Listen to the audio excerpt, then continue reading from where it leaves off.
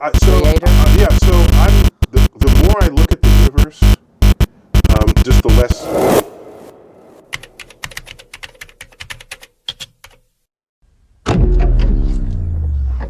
Ladies and gentlemen, I'm today's entertainment. Let me take you to a walk. And let's unpack this a little bit. Do you believe in God? Me? Creator? Yeah, so the more I look at the universe, just the less convinced I am that there is something benevolent going on. So if your concept of a creator is someone who's all powerful and all good, that's not an uncommon pairing of powers that you might ascribe to a creator. All powerful and all good. And I look at disasters that afflict Earth and life on Earth. Volcanoes, hurricanes, tornadoes, earthquakes, disease, pestilence, congenital birth defects. You look at this list of ways that life is made miserable on Earth by natural causes. And I just ask, how do you deal with that? Wow, how close, but still so far away. Having said that claim or that conclusion, let's have a analyze. If there is an all-powerful and all-good creator, how can we observe so many natural diseases or even human-made problems, right? All these wars, innocent children die, and all these difficult stuffs. How can God allow that, right? Or we can phrase it also a little bit different. If there is God, why don't we have our perfect world without injustice? Not only you, but many people ask this question, right? But if you reflect, something deep inside you tells you already that there must be a perfect world. But it is not this world. Therefore you conclude that there is no God. So in other words, if there is God, there must be a perfect place, right? The answer to that is, oh yes, there is this place. Yes, there is a place which is perfect and only happiness. But this world is called paradise. Who told you that we are in paradise right now? Who said you are in paradise? Aha, now let's think. This is, as we all agree, not paradise. This is, as we all agree, not paradise. So, what is it then? And it's an unjust place. But do you see? The problem started already there, that you're implementing in your conclusion that this place is already paradise. So all of this is what? It's a test station, a short limited time that we experience, 50, maybe 60, 70, 80 years, if you're lucky, to determine where we will go after this life or after this test. But if this is a test station, then it is necessarily needed to be unjust, miserable, with difficulties and so many different situations. You can ask, why so? Because under these difficulties and the pressure that you will be tested on will bring out what is inside you. So to say, if you are good or a bad person. Let me unpack that a little bit. In other words, if there is no poor, who I'm gonna give my charity and collect good deeds, so I can hopefully after this life can go into heaven. Or if I would be the poor myself, would I still give charity with the little that I have? Or if I would be super rich, would I still care about other people? So you see, the tests are individual and are different. And be careful, to be rich is not the easier test, by the way. But how you will be tested if there is basically no test, if everything is fine? This is a logical problem in your conclusion. And these two questions remain. Firstly, who told you you are in paradise? And secondly, who told you that paradise would be free and you can enter it without a test? So if you not already have, please rethink your conclusion. But one last fact remains. It will end this test. So our lives. So how good is it anyway if you have all the worldly wealth and your health and everything. Sooner or later it will end anyway. So how good is it?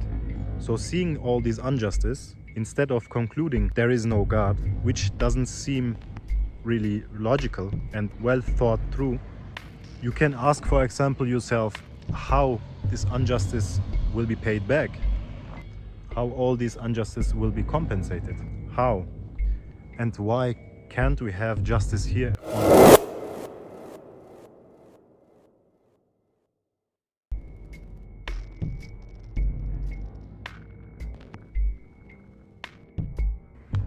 So the truth is, this world is not designed just anyway. If you would like to make it a just place, how would you make it? How could you make it? It is not possible. For example, if you have a murderer who killed an innocent father, and this father was maybe taking care for 7 children.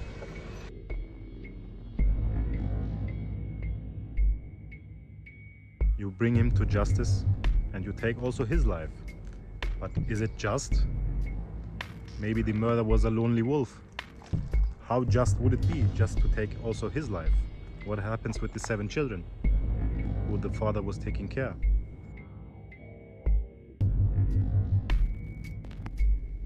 Or another example, a serial killer who murdered 100 times. Now, can you take his life 100 times? Can you bring justice, real justice, in this world? It's not possible.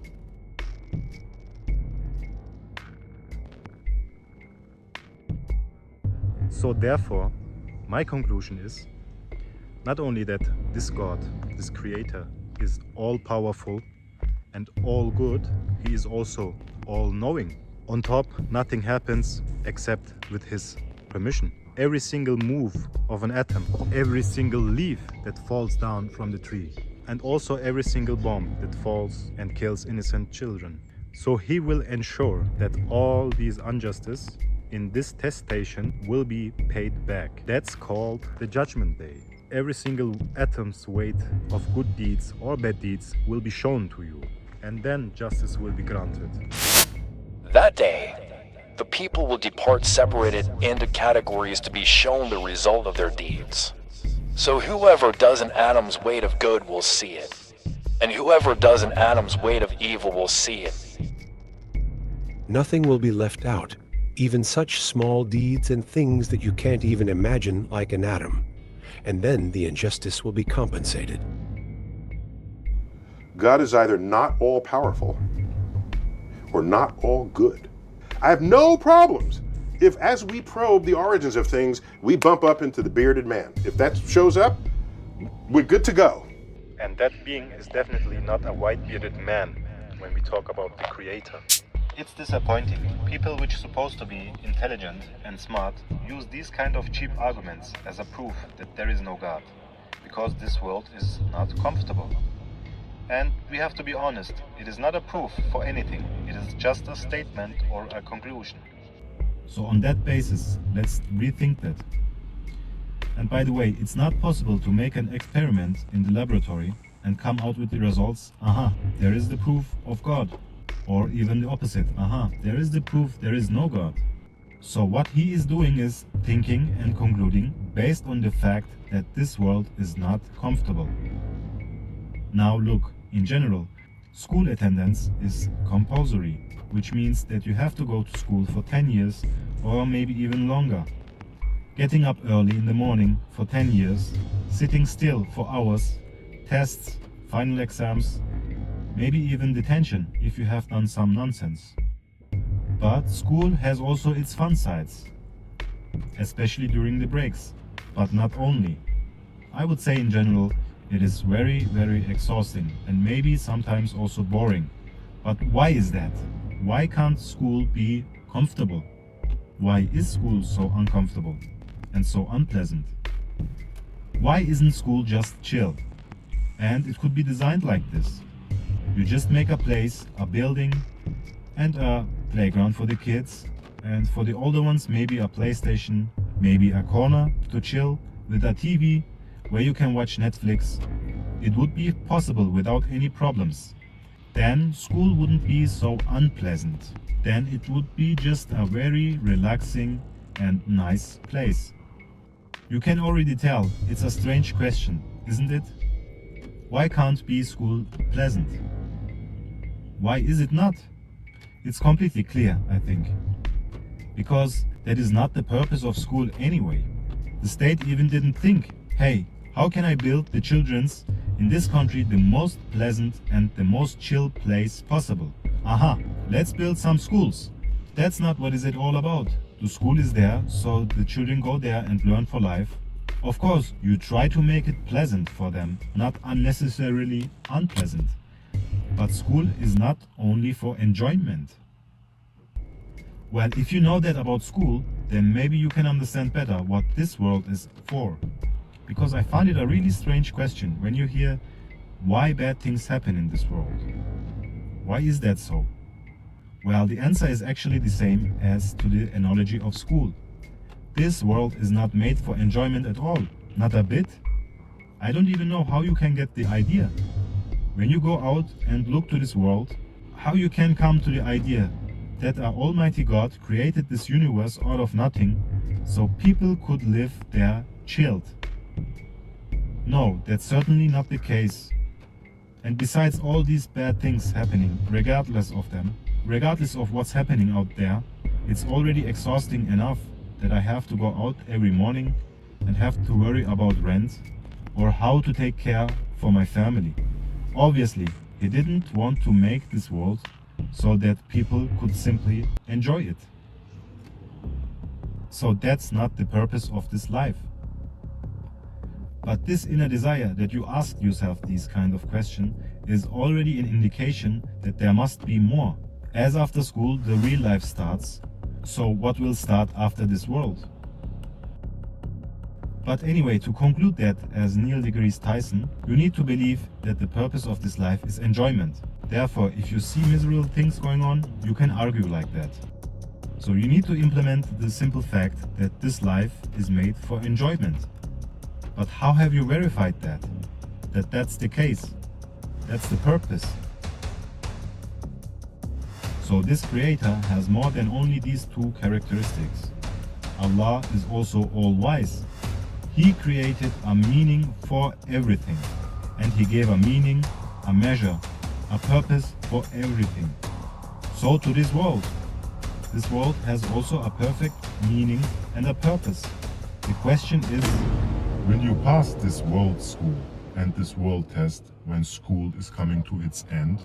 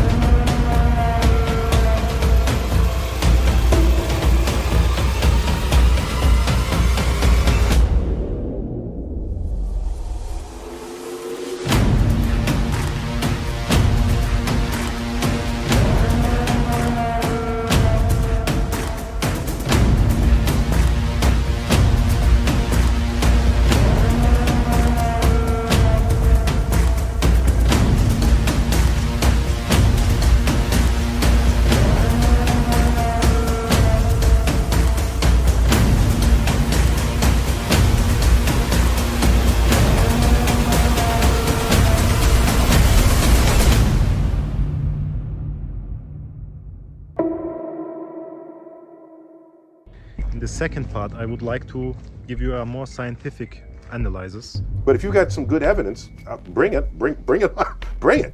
Share, like, subscribe until we reach him also. But I invite everybody to think, to reflect. Peace.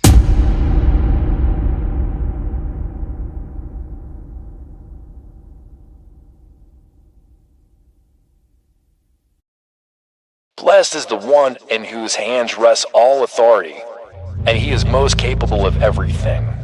He is the one who created death and life in order to test which of you is best in deeds. And he is the Almighty, all-forgiving. He is the one who created 7 heavens, one above the other. You will never see any imperfection in the creation of the most compassionate. So look again. Do you see any flaws or any breaks? Then look again and again. Your sight will return to you humbled and weary. And indeed, we have certainly beautified the lowest heaven with stars like lamps, and made them as missiles for stoning devils. We have also prepared the punishment of the blaze. All the prophets came with the same message. They all proclaimed the existence of the one and only God, and that you must give an account to the Creator for your deeds in this test station. These prophets have come as preachers of glad tidings and as bearers of warnings. Maybe you think, there is supposed to be life after death. That sounds so unreal. but what is real? Albert Einstein said, Reality is only an illusion. life after death can be perceived as unreal, okay. But how real does our world look? Our lives and our reality? Let's think. We are on a piece of rock, which is spinning with more than 1,500 kilometers per hour, and while it's spinning, it is flying through space. How unreal does that sound? And we don't even feel that rotation. So Einstein correctly recognized that reality is only an illusion. It is a pity that most people do not know that this statement of Einstein is in the Quran, namely, Every soul will taste death, and you will only receive your full reward on the day of judgment. Whoever is spared from the fire and is admitted into paradise will indeed triumph, whereas the life of this world is no more than the delusion of enjoyment. The life of this world is no more than the delusion of enjoyment.